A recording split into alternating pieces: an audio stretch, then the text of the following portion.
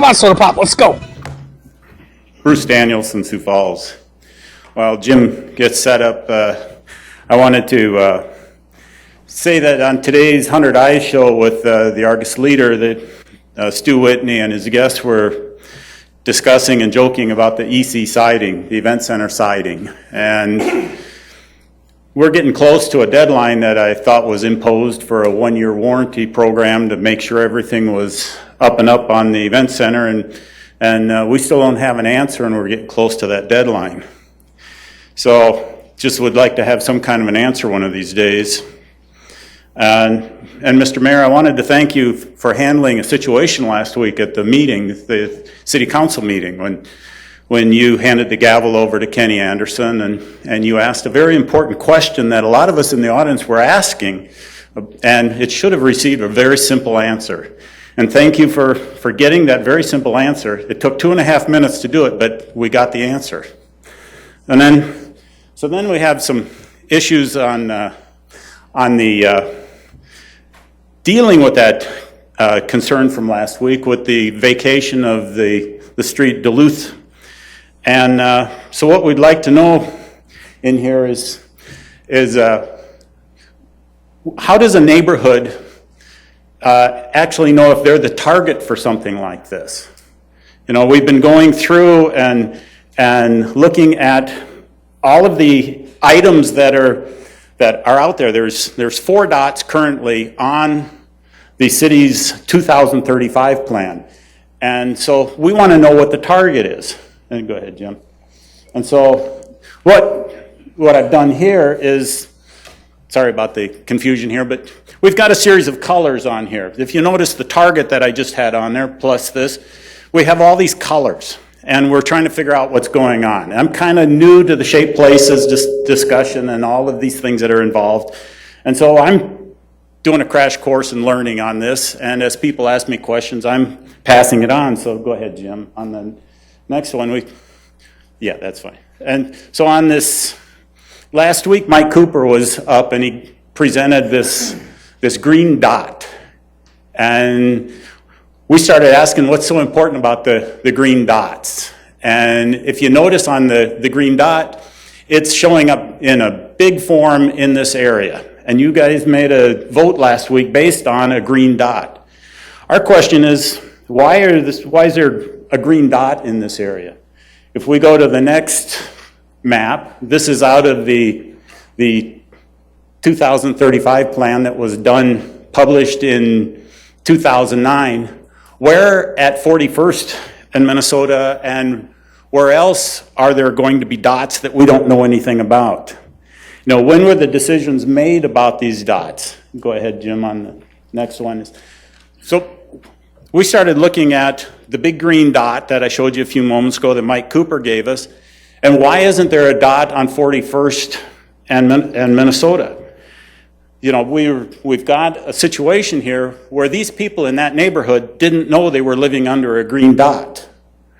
And now a decision was made last week about a vacation on that street, and they didn't know that they were part of that decision process. That's not fair to the neighbors and to the neighborhoods.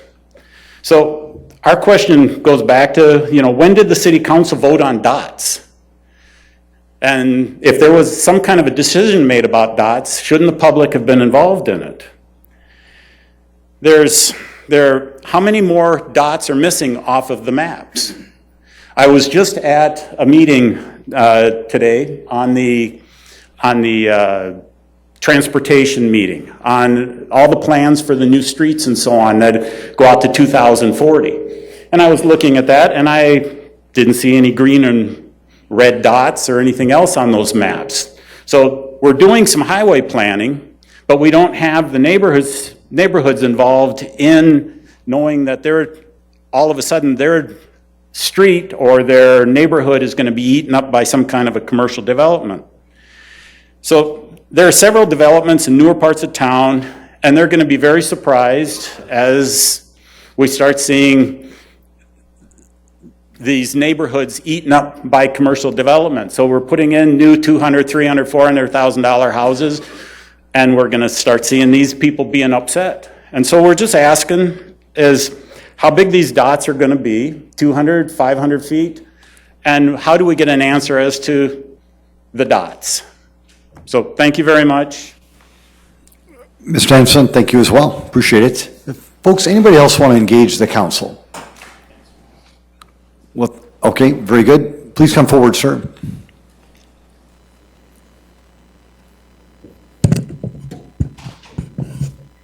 Excuse me, Robert Colby. We had a conversation here some time ago about naming of roadways and streets, etc. And this is some of the things that we have within the state of South Dakota that are already named. The Blue Star Memorial Highway, Historic Highway 77, American Legion Memorial Highway, Hubert H. Humphrey Historic Highway, Laura Ingalls Wilder Historic Highway, George S. Mickelson Memorial Highway, Eisenhower Interstate System, Can-Am Highway, Veterans Memorial Highway, Richard Knipe Memorial Highway, Pearl Harbor Memorial Highway, Veterans of Foreign Wars Memorial Highway, POW MIA Memorial Highway, Korean War Veteran Memorial Highway, Vietnam Veteran Memorial Highway, Veterans Victory Memorial Highway, U.S. Marine Corps Memorial Highway, Cecil E. Harris Captain U.S. Navy Memorial Highway, Chad Meckles Memorial Highway, Crazy Horse Memorial Highway, Gutzon Borglund Memorial Highway, James Scotty Phillip Highway, Purple Heart Memorial Highway, Warrior Trail. And there's 2 more pages of things that are named after people, places, and things in South Dakota that most of us have never heard of. If you want something that's going to be a memorial, it's something that should be used daily and seen daily.